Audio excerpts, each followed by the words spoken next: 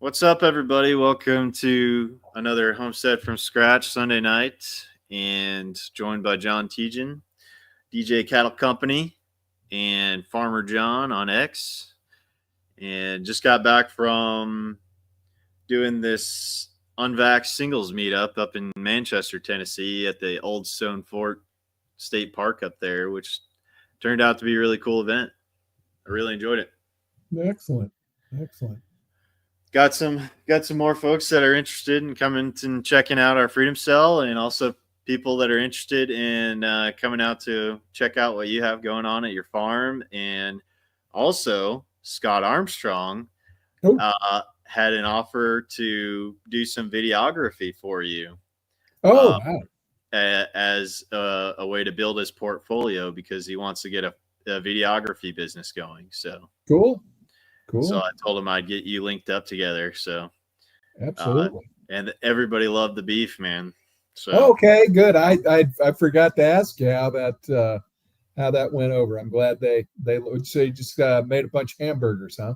Made a bunch of hamburgers for everybody the first night I got there, and everybody really enjoyed them. And then also made a new connection with a guy that is his name is James Patton, and plan to get him on the channel to talk about what he's got going on. But he is breeding Maishan pigs. Right. And I don't know if you've ever heard of that breed, but they're like a Chinese breed of pigs that have a really nice, they're really good with fertility. So they produce large litters, and so they can, and they're also a good homesteading pig because they're really docile. Oh, cool. From what he's telling me. So he brought his smoker out there and smoked up a couple of, I guess, shoulders, or I guess he said they were technically hams, in this like 55-gallon pit smoker with thermocouples and stuff like that, and was out there, smoked it all day, and we all got to sample some of it, and it was really good. It was really good stuff. So I told him that I'll get him introduced to everybody in the group, and anybody that might be interested in raising this type of pig. That's primarily what he does, is he's selling the breeding stock. So now where is he at? Pigs. He said he's about an hour away from Huntsville, in Tennessee. And I can't remember. I have his card with me right here. So I'll probably be able to give you a better description of where he's at. Tullahoma, Tennessee. Okay. Yeah, that's not too far away. Yeah, that's kind of straight up. Kind of go up to Fayetteville and cut over to Tullahoma. I think Tullahoma is like over by Lynchburg, I think, or in that general direction. That's kind of cool. That's cool. Yeah.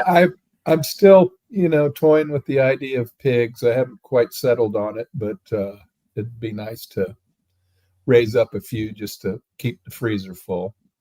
Yep. So that's what he's in the business of doing, is for folks that are on homesteads and stuff like that, to educate people about this variety of pig, and to be able to provide them to people that want to start raising these pigs. So cool.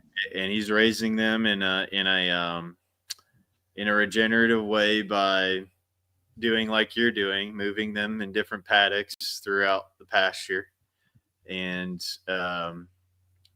raising really high quality pigs and building the soil. Cool. What does he supplement them with? I mean, he's feeding them some grass-fed milk from A2 Cow, actually. Cool. And then he's got a whole feed mix from a organic feed place in Kentucky that came up with a special feed formula for him. And then he's also planting different types of grasses and things that they can kind of scour for on the pasture. Right. So yeah, he's really dove into the regenerative agriculture, building the soil kind of stuff. He gave a presentation on that today. His name's James Patton, and I posted a video of his in the Freedom Cell group. So, well, I saw your post, but I didn't see a video attached to it. You might want to go back and double check that. Okay. Because you go, here's James. I met him at the something, and then I'm like, okay, maybe it's coming later. Let's see. or maybe it's on my end. I don't know. Oh gosh, yeah, you're right. It didn't. It never put the video up there, but I will correct that. Sean 1000 is what it was called. So apparently he has the record for the largest pig litter in the U.S. Wow. From one of his pigs. So that's amazing. So it was, I think he said it was 24 wow. pigs. Not all of them made it. Yeah, I was going to say usually those large litters you're gonna have some piglets not make it. It's just nature keeping itself in check, I think. Mm-hmm. But yeah, I plan to get him on the podcast and get a good interview with him so he can go super nerdy, because he really did a deep dive into all this stuff and is really good at explaining everything about the regenerative way that he's raising the pigs and everything. Yeah. I saw one thing that kind of, although I would never do it on my property, but it was kind of Joel Salatin's.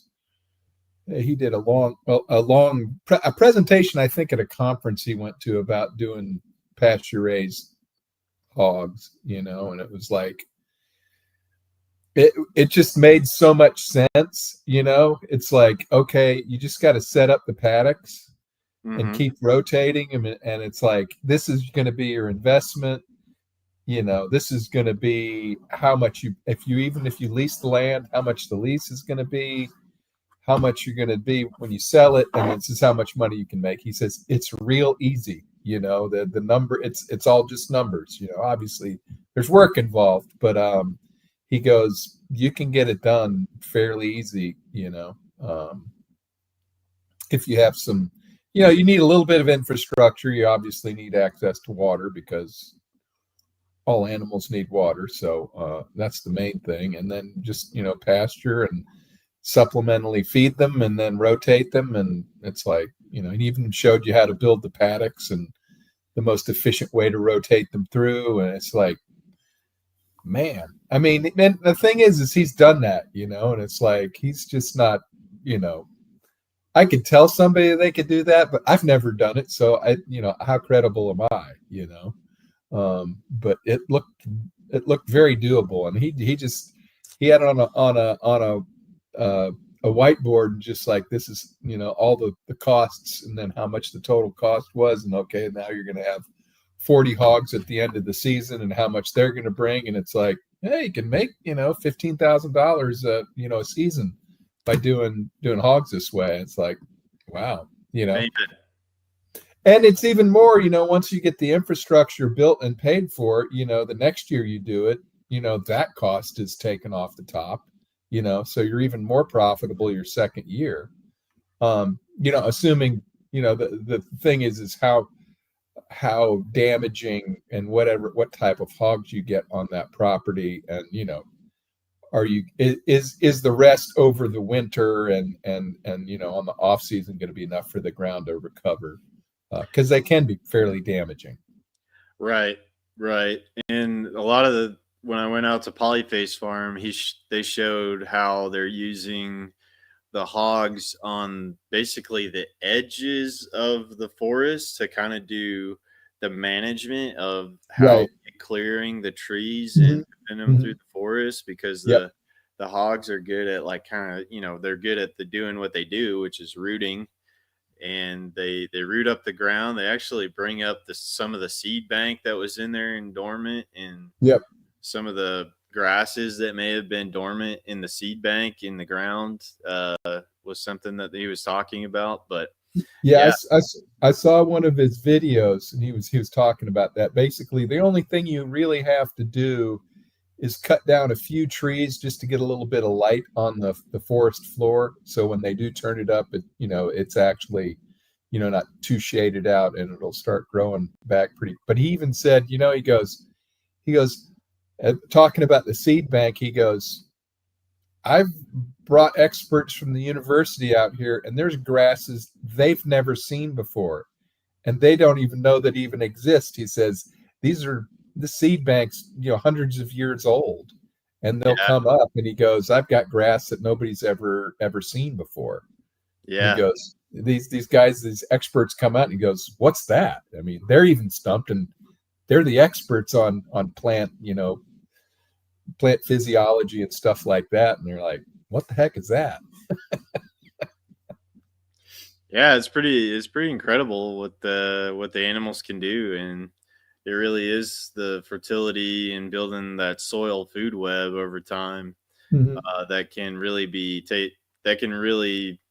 done with livestock. So right, and once you get those spaces cleared out enough, you move the pigs on, and then you can move the cows in once the grasses have established in the forest. And the cows are good for doing that too once it's cleared out enough and there's enough for them to eat. But yeah, it's amazing, so pretty much like, there's a design there for those animals to work in concert with the earth. Yeah, right. And the thing is, and I may have mentioned this on another show we did, but this part of Tennessee, coming off the plateau and some of these valleys in East Tennessee and Middle Tennessee, they're heavily forested now, other than the ones that have been clear cut and kind of regrown. It said, but 300 or 400 or 500 years ago, when the settlers first moved through the area, he said it was much more open fields or savannas where there were a few trees, but it was mainly grassland, because it was mainly by ruminant animals, these huge herds of animals that don't exist anymore, other than on people's property. But I mean, they would freely roam, and the underbrush never established, and it was really kind of a mix of grassland and savanna and some trees and some forests, maybe in some of the more hillier spots. But he said but it all has reverted back, right. And obviously, when the agriculturists moved in, they took the best, land for themselves, obviously, to plant crops on, and started doing the European style of agriculture, plowing, plowing, and eroding the soil, and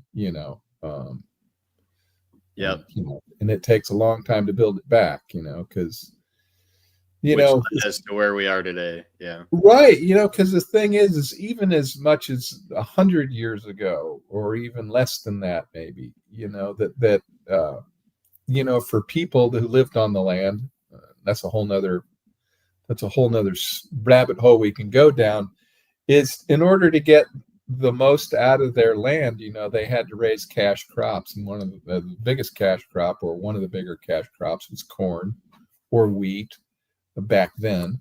Right. But their only means of cultivation was plowing, and they would plow hillsides. Yeah. And once you plow hillsides and you get enough rain, it just all washes off. All that soil gets washed out. And degraded millions and millions of acres. It's not that they didn't know any better. It's they didn't really have a choice. I mean, that was the only way that they could cultivate, was with the plow. They didn't have these.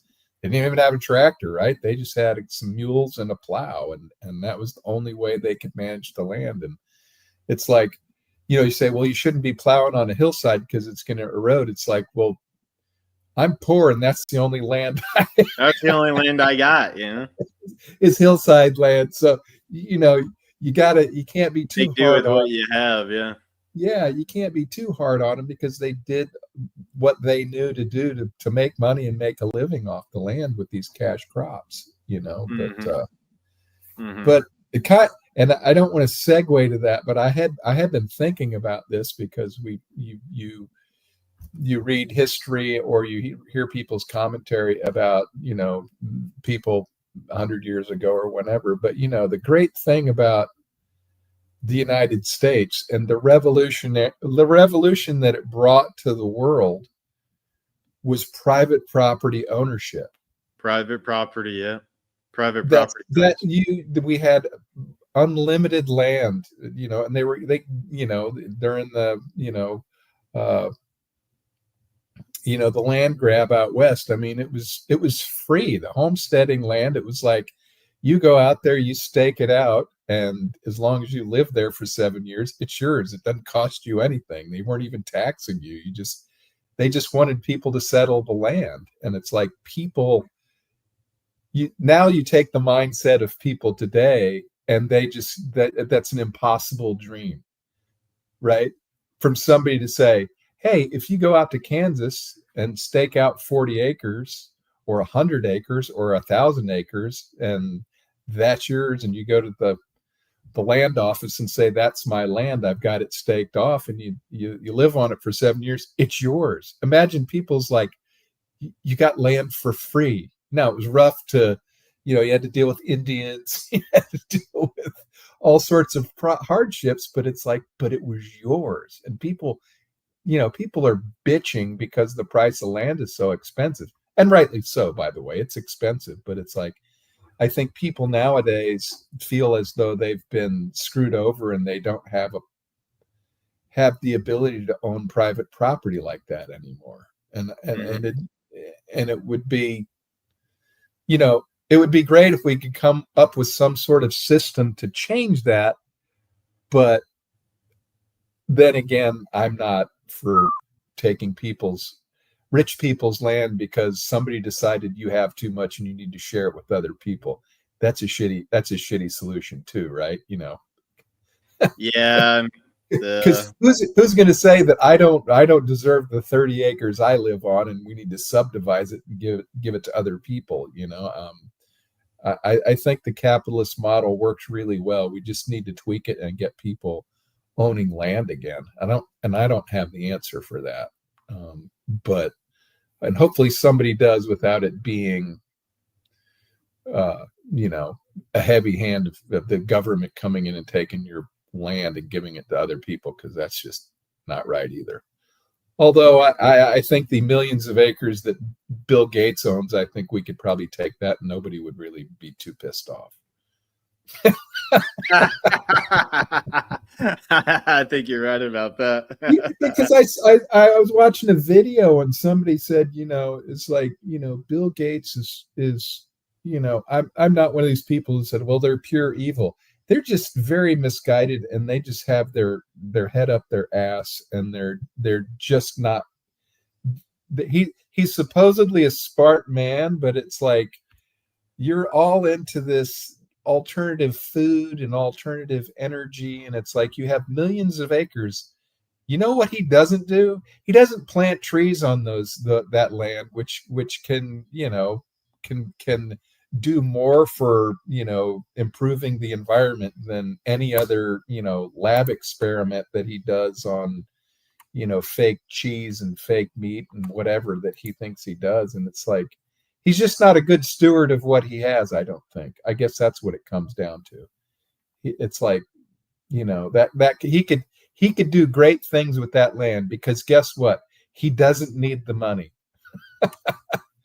The insidious thing is he thinks he can change the world, by doing this. And it's like, it will never work out the way he thinks it's going to work out. It's just not going to.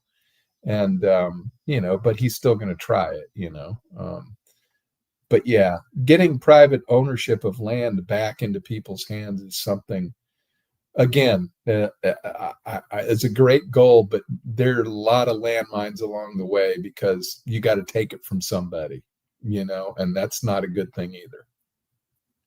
Yeah. it is. I know one of my buddies that started his sheep business, his sheep farm, that every opportunity he has where he can buy up some more local land to have for pastures, he's been doing that because he's really wanting to like really expand to be able to get the sheep out to more people, because he really believes in the particular breed, the Australian white, Right. that he's raising. Mm-hmm. And and maybe that's what it's going to be is a bunch of not homesteaders, but people who actually have evolved into a business with the right model and expanding slowly, and hopefully, however they do it, and then maybe their end goal is, well, at the end of my life, or as a, because if you say you start when you're 30 and you work through your 30s and your 40s and your 50s, and you get to be about 60 years old and you amassed a lot of land, it's like, well, when I'm gone, what's going to happen? Well, you can kind of dictate that to what happens to your land once you're gone. And hopefully there's noble people that will say, this land is now reserved for a specific land use, and it can't ever be used for something else. And that it should be, however, the trustee of the land and the trust that's put into that, there are certain things that can happen with that land, whether it can be owned outright by other people, or whether it's leased to other people who have certain aims and goals and treat the land in a certain way. I mean, that would be the best outcome, Yeah. But is that ever going to be enough for the insatiable, appetite of people who are wanting to have a homestead or be able to be on the land somewhere and earn a living and be free, right? I mean, it's kind of what we're all about, right? Yeah. I mean, there's I think there are a lot of like people that are wanting to have like kind of the next generation kind of pick some of that up, and are willing to work with younger people if they're wanting to begin an agricultural lifestyle. Right. And I think Greg Judy does a great job of people that want to do cattle about, is you can lease the land and you can put in portable infrastructure and you can get a start in the business without paying, which, I talked to the real estate guy around here, the guy I actually bought the land from. I said, Robert, I said, I don't know how long I'm going to be on my farm. Maybe one day I'm just going to say piss on it and I'm going to sell it and move to Florida and live on the beach the rest of my life. I don't know.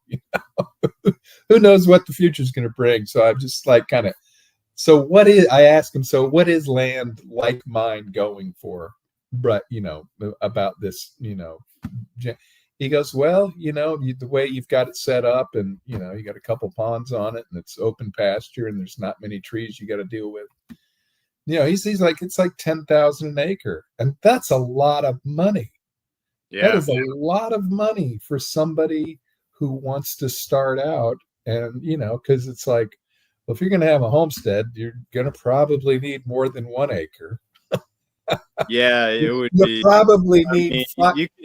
You could do it on 1 acre, I think, but you'd be very limited to the amount. But if you want to raise any scale of animals, especially anything larger than chickens and rabbits, Yep. And have the room to expand and, just have some flexibility, I would say, it's not my money, but you need about 5 or 10 acres, of usable land. You can buy 5 or 10 acres, really raw land, probably. Raw land that's undeveloped. It's on the side of a hill that's rocky, and it's probably not going to be of much agricultural use. But I mean, something that you can actually stick a shovel in the dirt and actually start working it. Yeah. that's that. And you know what? That's just where I'm at. There's other parts of the country where it's much more expensive than that. It's like, how can people even begin to dream about, having something like that when just the initial land cost is going to be $100,000? Well, I did hear a a pitch from a guy that I just met about how they're bought a couple hundred acres of land, and then I guess he's putting out lots and then having it be like a lease to own situation on the lots, dividing the land and using that to help pay the land off. So Right. So that was kind of interesting. Yeah. If you're a savvy enough business person and understand finance, and you have a business plan and it's legitimate, the bank will lend you the money on it. Yeah. The bank will lend you money on land all day long, because if you go bankrupt, they know what that land's worth. They're not taking a lot of risk there,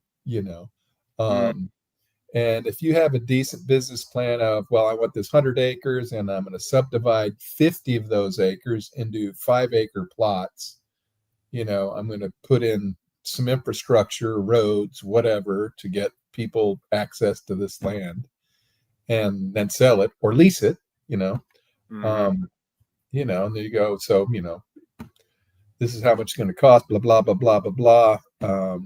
This is how much it's going to generate over a period of time. But that's a pretty good exercise to do. And you really need to know what you're doing. That's kind of advanced level of purchasing land is something like that, but it can be done. And if you know the right people that are into that type of business, and they can probably show you how to do that, not some seminar, how to become a credit card millionaire. I remember those from the 80s. It's like, you can become a millionaire. It's just like, get like 30 or 40 credit cards and just max run them up to the max them out, and then it's like, and then what do you do when you have to pay them back, dude?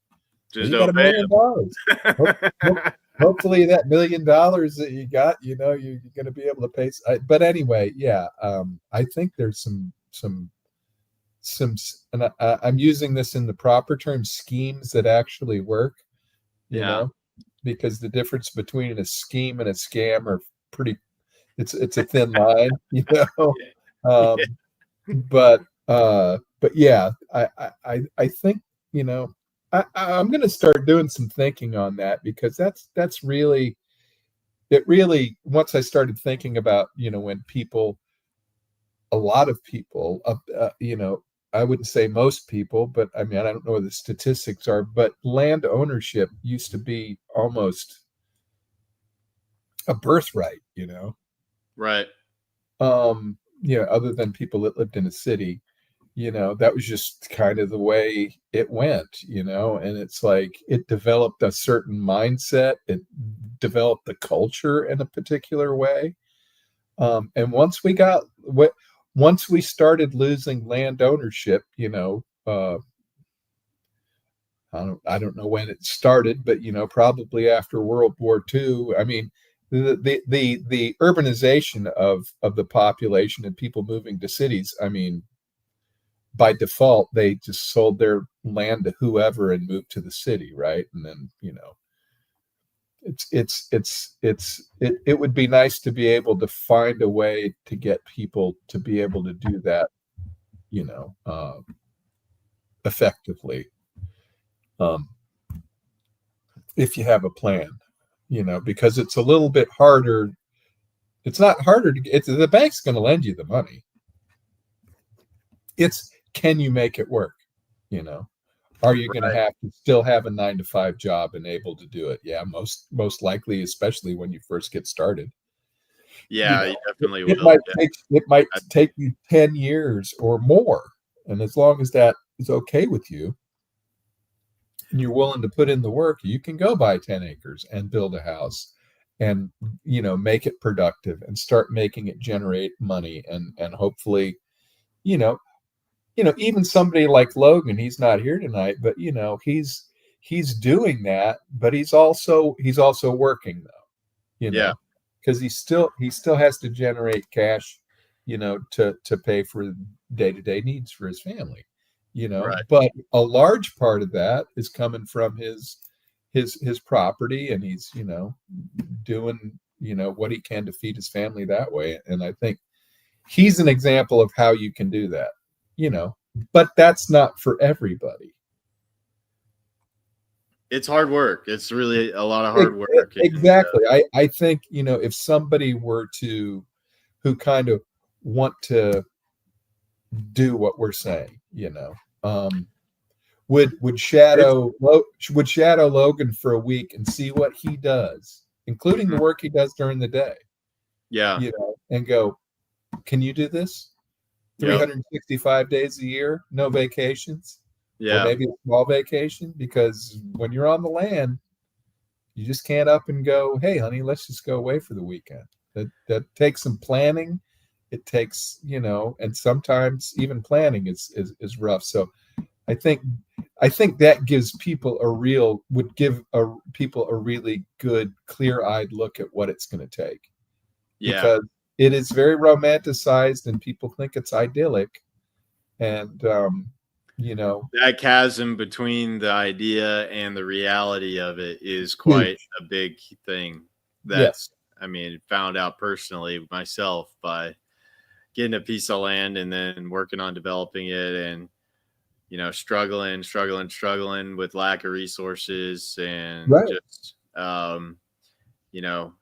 you have to have an amount of capital to get started. You need to, make smart decisions on what the infrastructure you're going to set up in the beginning, and spend your money wisely. And you're not probably going to not be successful in the first year doing it. Maybe not even second year. Like you said, it might take quite a while to start becoming successful at it. It's a struggle. Yeah. And I think a lot of people long for that as a lifestyle. Yeah. But if it's just a lifestyle and you find out that lifestyle is not for you, which it's rough, it's tough, ask Logan, Yeah. It is, but I think the underlying thing, and I think that's kind of, again, a founding, idea for our group is like, the reason you're doing this is not to have a stress-free lifestyle and living in nature. It's to be free. Yeah. To become. And that's a great motivator. That's a great motivator. And if you keep that utmost in your mind, you can probably survive some hardship. But if it's if it's a little bit more idyllic and, I want to be in nature and I love animals. I mean, nothing wrong with people like that, believe me. But if you're going to start from scratch and start a homestead from scratch to get there, boy, be ready for some hard work and some hardship. Unless you got a big bankroll, Yeah. Yeah. Well, what? Seeing Joel's farm was really inspiring, because when they started off, I think he said that this was back a long while ago, I guess in maybe the 80s, something like that, when they were first getting it all spun up. But I mean, they had a super tight budget. They were operating, I think, on like $500 a month, from what I remember, correct, if I remember that correctly.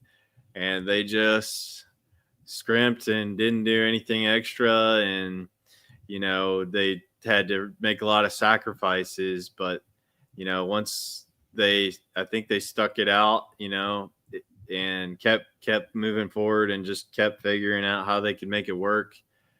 And now they've got like 21 people working on the farm, I think, that are full-time salaries. But 20 years, 30 years later, something, or, down the road is where he's at now. It's like, yeah, probably over 30 years. Yeah.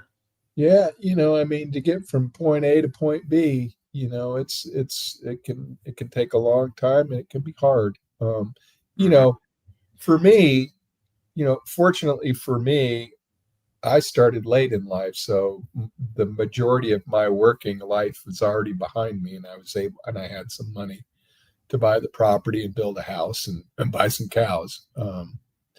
But still, even then, you still have to be very cautious of how you spend your money, um, Yep. and what choices you make, because that's with Deanna, my partner, and I mean, there's a list of things that need to be done, and I would say that would be kind of infrastructure, right? That would be, spending, a significant amount of money, and that obviously depends on who you are, what a significant amount of money is, but I mean, I got fencing I have to do. I really want to finish paving my driveway, which is, it's not that long. It's maybe 100 yards long, but it's been gravel forever, and I'd really like to have a normal driveway, right?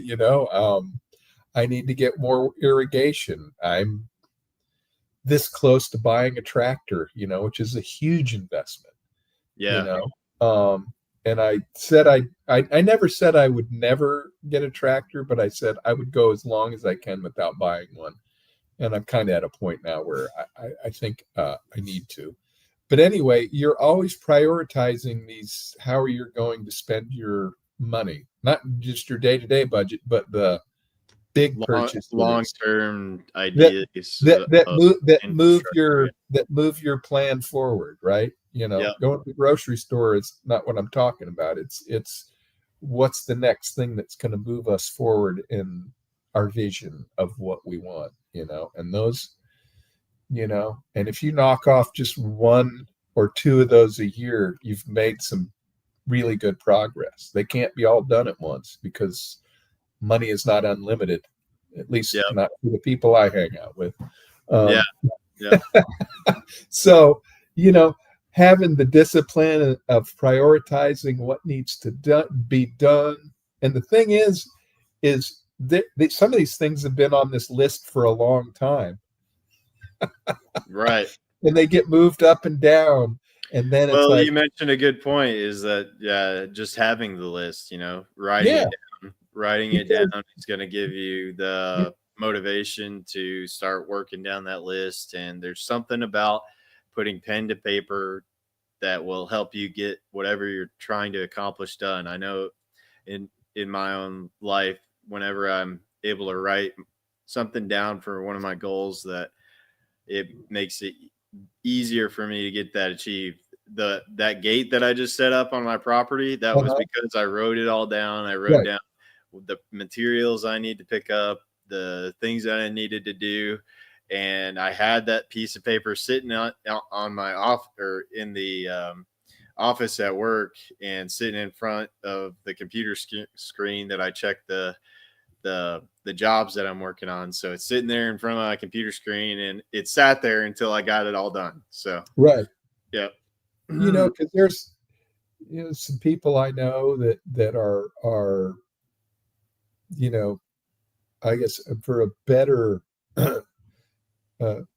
term, disorganized, or they think they have ADHD, and it's like, you know what, you may have it, but if you write things down and put them in plain sight on the refrigerator, on your mirror, on your computer monitor, so it's upmost in your mind, you're going to get distracted and you're going to go do other things, but it's like, if they're just in your mind, they're going to just float around there, and they'll get lost, and just put them on there. I mean, and if you're a person that needs organization, get organized, because, man, the times in my life that I was disorganized was absolute chaos.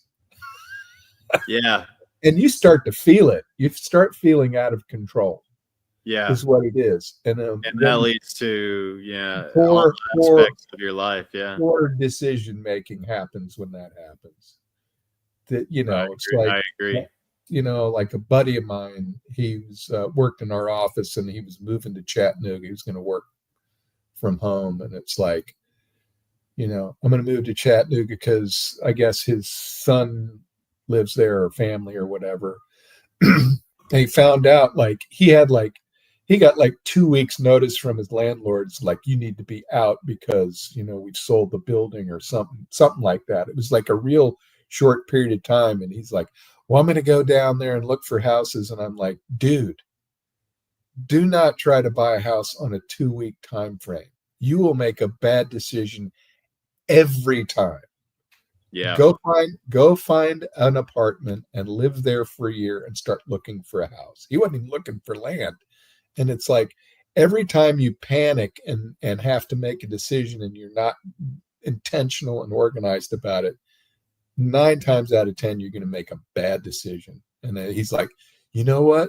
That's a really good idea. I never thought of that. I'm no genius, but it's like, I've seen people make the mistake of, a lot of people make mistakes. They feel like they're forced into making a certain decision, like, well, I need to move down there and buy a house. Well, no, you don't. You can rent. Mm-hmm.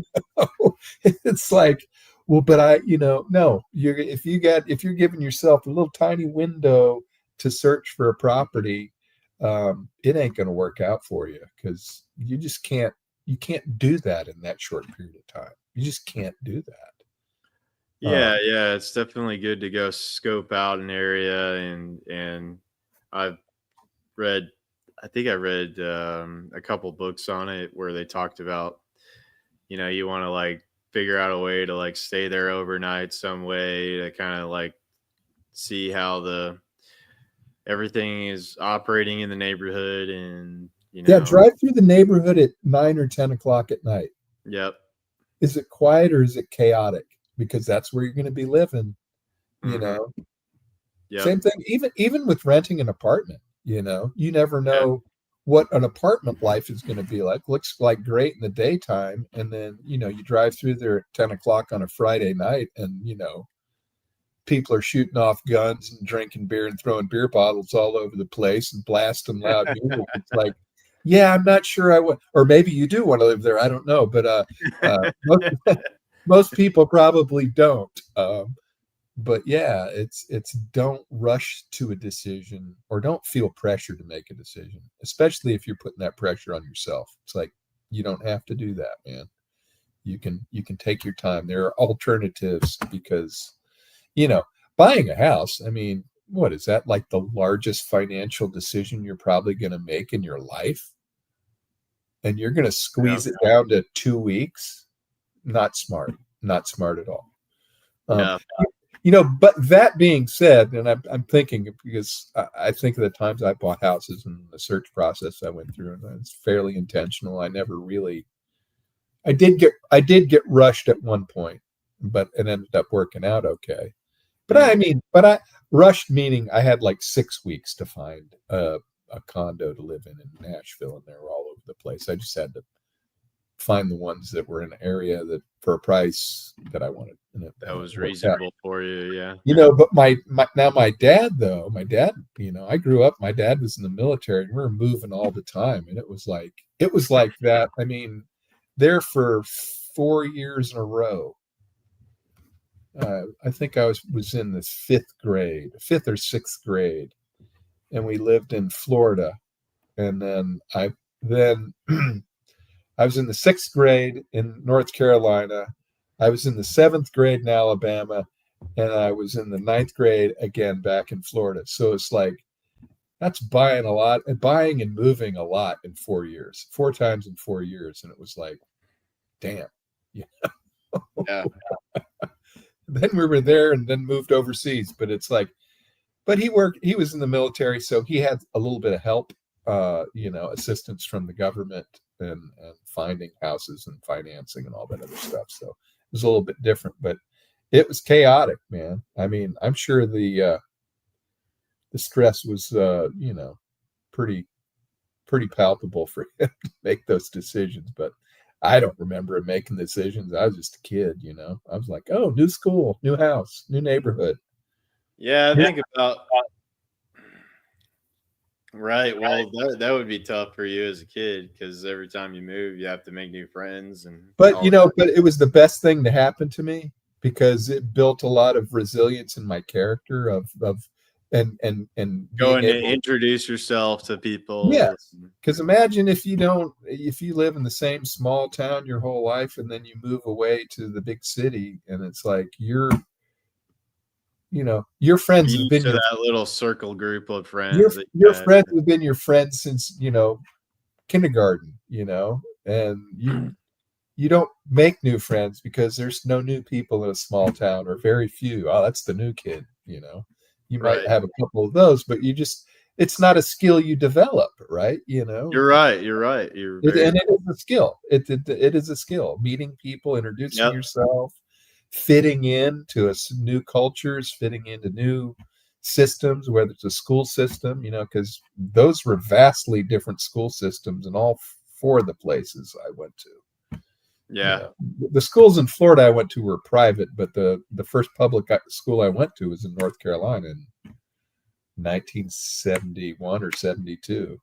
Mm-hmm. I moved to Alabama in 73 or whatever it was, and it was like those were completely different school districts than what I grew up with in the private school when I went to private school before that. So it was an eye opener as to Oh, so you got to see like the difference between the private school at the time and then the public school. Well, and frankly, it was a different socioeconomic class of people. Not all of them, but I mean, it was much more diverse in the public school, obviously, because they have to take everybody. Yeah. And so, yeah, I mean, so I think maybe that's why I developed certain skills that I have because of that. And so that's always a plus. Kind of got off track there, but it's all about making decisions in the short term. And if you don't have to, don't. Well, I like that you brought that up. I mean, we're moving around and introducing yourself to new people. And I think a lot of people, even nowadays, struggle with that and putting themselves out there in a new situation, meeting new people, and doing something in person. And I think there's a lot to be gained by going to meet people in person instead of us sitting behind computer screens all the time. Right. Just Absolutely. doing things online, because there's so much more communication that happens when you're in front of somebody and you get to look at them and you get to have a laugh together, or share some stories about some stuff, or talk about some topics that you're interested in. There's a lot more that's happening when you get to meet people in person than just sitting in a chat room somewhere or being online. Oh, yeah. I mean, even on in Telegram channels and on Discord channels, and it's like the number, and this is only from what the two young people that are part of my family now, but they're off living on their own, but they're still fairly young, and it's like they both one of them graduated in 2020, and basically the last quarter of his senior year was basically canceled, basically due to COVID, and his first year in college was online. And he's just never veered off of being online since then. And as far as meeting people, it's a real issue, John. Yeah, it's a real issue where people are terminally online. Yeah, he's a good kid, but that just became a default way of communicating and meeting people. Yep. And then his sister, who's a year behind him, she graduated in 21, I guess, and just graduated from college this past year. But you can see some definite deficits in socialization and social ability, I guess, is if that's even a term. That there are, although Noah, he again, he's been online and he's Dungeons and Dragons guy and he's into anime, which I think everybody in his age group probably is. Yeah, I don't know half that shit, but he's over in the Philippines. He met a group of people over there that were in his Discord group, and he's like, he got on a plane and he went over there, and he's in the Philippines right now. So he kind of broke out of that, right? He finally, that's cool. That's really cool. Yeah. After a year or two of knowing these people, he's like, well, I'm going to go visit them, see who they are, that's really great. I'm glad. I told him, I said, I'm really proud of you for doing that. That's a huge step for him, because believe me, just getting outside of the US and getting to see how people do stuff in other countries. Yeah. That was eye-opening for me. Yeah. Yeah. He's 23 years old, I guess, but he's, he got on the plane by himself, flew over there by himself, and he's traveled with his family a lot as a kid. His dad takes him on, and his sister and extended family on a big vacation, all over the world. Let's just put it that way. Oh, wow. Very, very, very fortunate to be able to do the traveling, but now he's had to plan it himself, make his own reservations. Nobody set everything up for him. He had to do it himself. That's a big step, man. And I was like, yeah, really proud, and that's, that's what you got to do in this world, especially that particular age group during that cohort that graduated or was in the last few years of high school during the pandemic, where it turned into pure chaos. It wasn't education. It was just, we got to find them something to do because we don't have any idea what we're doing. We're flying by the seat of our pants. And they were, you know, and the stories have yet to be told of the craziness that went on. But the ones that paid the biggest price were the kids that were in public or in any sort of education system. Well, it wasn't just that. I mean, this weekend showed me all the people that didn't want to take the jabs, all the repercussions of several stories of people having to, move, change their careers, figure out something brand new that they were doing this one thing and now they've had to change and do something entirely different now. So, I mean, it disrupted a ton of people's lives. Yeah. Especially people that were pushing back, for sure. Yeah. And so, we're in a different world now, but being sociable and, and that even extends to our discussion about homesteading is you've got to have the ability to make contact, build relationships with people in your local community. Yeah.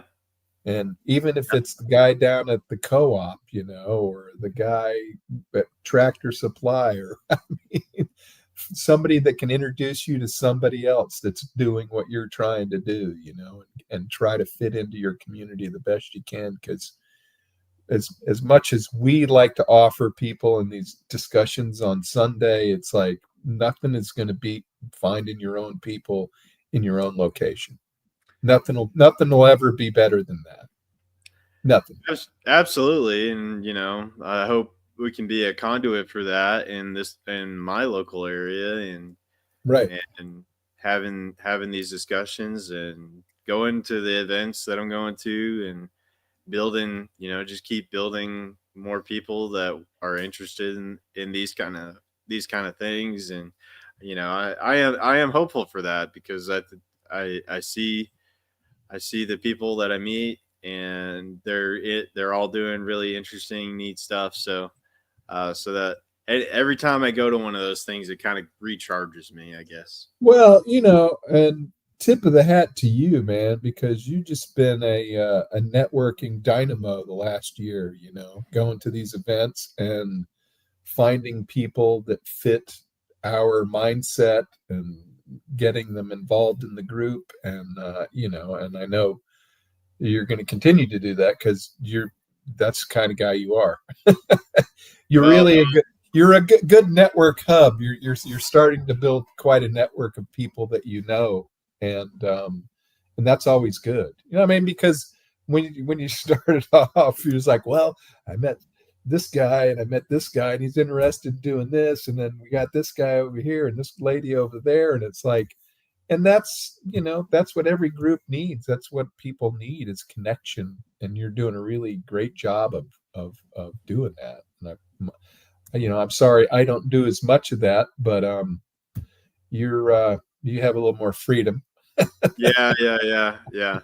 Right. uh, You're right. but you know, that's fine. But I appreciate it, and you know, you're a good example of what people are going to need to do when they're on their own, or Yeah. not, you know, or if they buy that piece of land, or if they, you know, and hopefully, you know, the ideal thing is to make those connections before you even buy the land, right? You know, you already know some of the people in that community before you even move there, you know. Yeah. That would be super ideal, right? You know, Mm-hmm. that way, you know, when you buy your land, you know, you've already got people you can call on and say, hey, I'm having trouble with this, you know, and people, good people will, you know, drop what they're doing and come over and help you, you know. I mean, that's, Yeah. and you'll do the same thing for somebody else in the future. Yeah, that's what it's all about, is yeah, how can you add value to your community, I think. And Mm-hmm. you know, that's from several people that I've talked to, that's the one of the best ways of building goodwill, is to, you know, see where you can add value and then step into that and do the best you can to, you know, build goodwill and be a person that is, you know, doing and helping people in your community, you know, Right. You know, and I see mean, how you can be of service. you know, and I'm thankful for our community because, you know, they've supported me in what I'm doing by being my customers, you know, and Yeah. that's a huge thing, you know, is to be, you know, even if you're just somebody's customer, that means a lot to them, Yeah. you know, because Mhm. that's supporting them directly, financially supporting them directly. You know, obviously you're getting something in return for that, but you know, that's, you know, as people get on their land and start, you know, producing a product and need to sell it, you know, you got to be, hey, yeah, I'll take one of those, even if you don't need it. Mm-hmm. Yeah, for sure. If so, it is really encouraging when you got, you know, some folks that are behind you, that are whatever you're pursuing, that support you in some way. And just when you're getting first started out, that's a big confidence booster for sure. Yeah, yeah, because and it makes you even more generous, you know, when you can help somebody else out because somebody has reached out and helped you out and supported you in what you're doing, and that's, you know, that's a really positive culture to live in and to develop in, because obviously in the big bad world of the economy where, you know, it's run by corporations, there's, you know, none of what we talk about even applies. You know, it's not that important. It's simply dollars and cents. Right. And people Right. talk about customer service and they talk about this, but you know, the rubber meets the road. It's a little bit different when you're on You your don't own. have that kind of person to person ability to, you know, talk to the person you're buying from and kind of Mhm. know them personally. Yeah. Yeah, you're just going to Walmart and getting whatever they have, and you know, which by the way, they have the worst watermelons ever. I bought two at the beginning of the season, and I got on my local Facebook page and I said, okay, who's got good watermelons?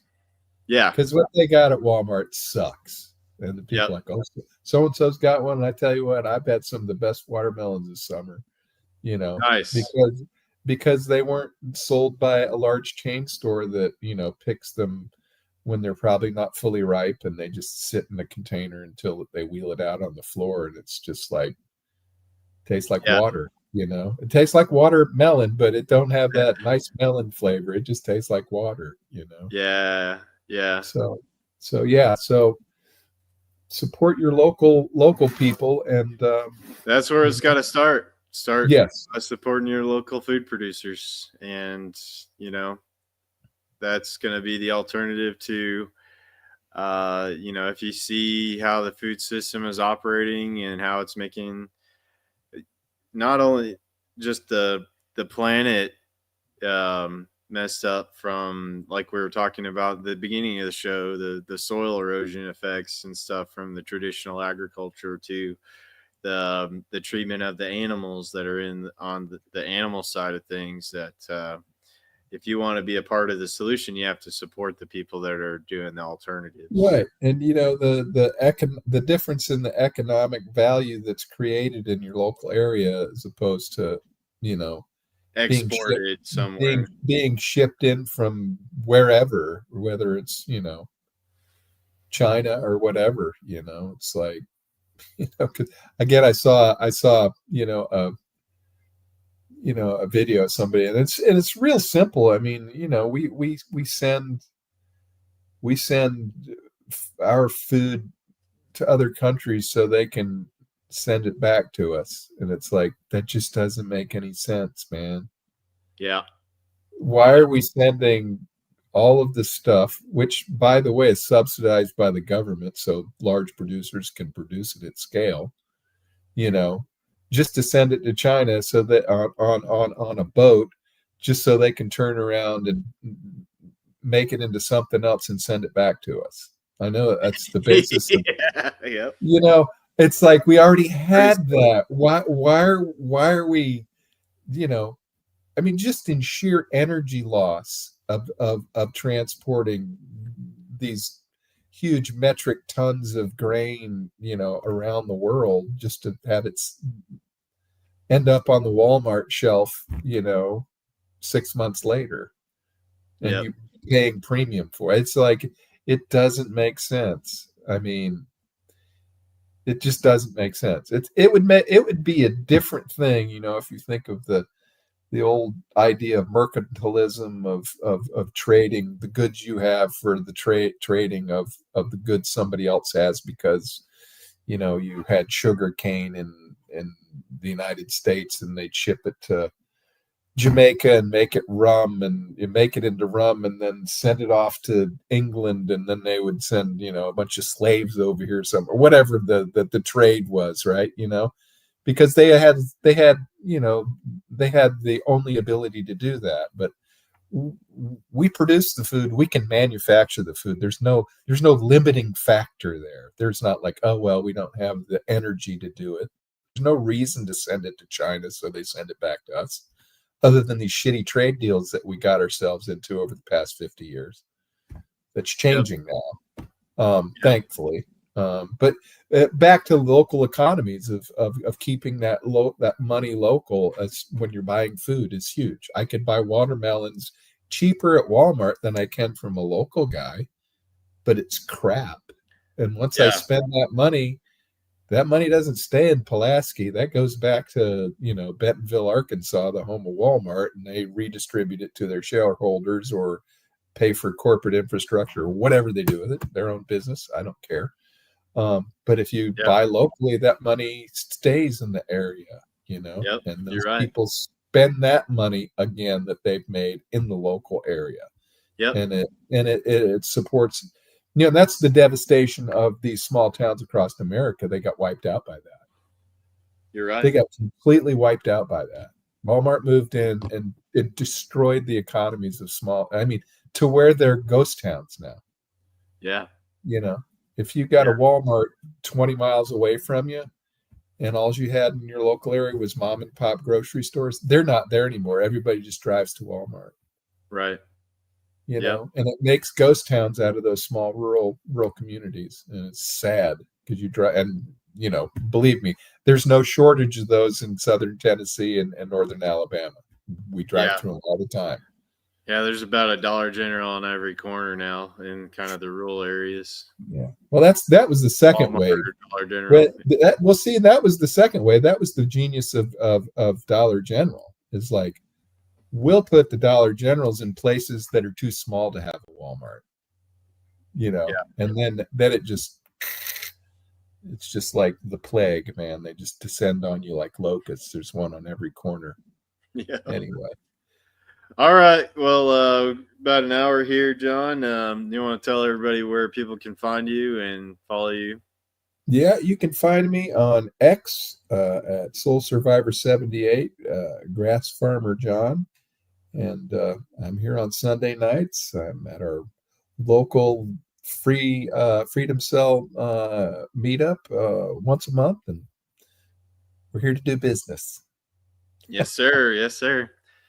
All right, y'all. And I'm Greg, Tinker Tribe here. If you guys like what we talk about, we do this on Sunday nights. And then every other Thursday, I started a show with Jay Young, and we're talking about philosophy and some current events things, and going to be continuing that with Jay, and also have some interviews lined up for you guys, and some folks that I met out at the event this weekend, particularly Mr. James Patton and his pigs.